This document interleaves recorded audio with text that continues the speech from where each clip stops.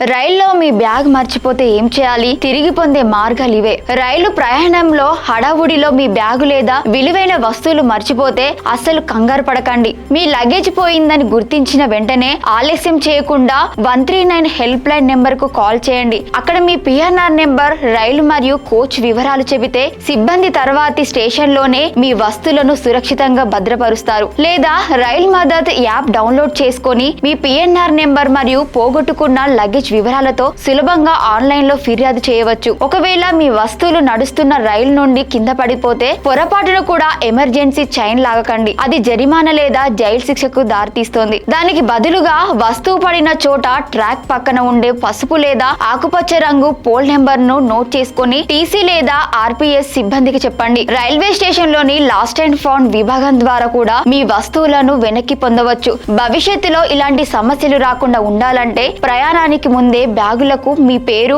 Phone number తో కూడిన luggage tag పెట్టండి. ఈ ఉపయోగకరమైన సమాచారాన్ని అందరికీ షేర్ చేయండి.